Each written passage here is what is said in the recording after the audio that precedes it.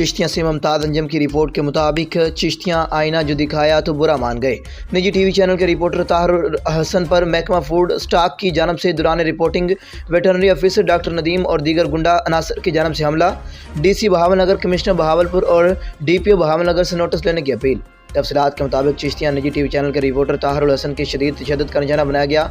मुलजमान जाते हुए mobile phone, नकदी और दीगर कीमती सामान छीनने के साथ साथ ले गए।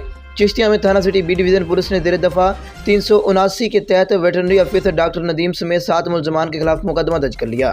चिश्तिया में डिस्पेंसरी अस्पताल महार शरीफ के बाहर मकामी फार्मों के एहतजाज और इनके खिलाफ कार्रवाई करने का मुतालबा, जो कि लाइफ स्टॉक के अमला के खिलाफ कर रहे थे, को हम अपना बीमार जानवर जब अस्पताल में लेकर आए तो बजाय इसके किसी को चेक करने के, अद्वियात देने के, हमारा मजाक बनाकर धक्के देकर हमें अस्पताल से ही बाहर निकाल दिया गया।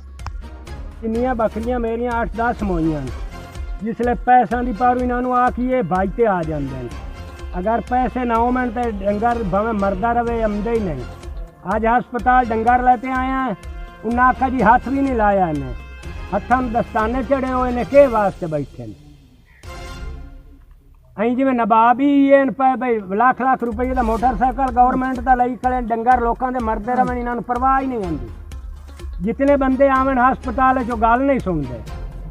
सानू ये हस्पताल नहीं चाहिए, या पटाल हो तो या इन्होंने आखो बंदा बन जाए।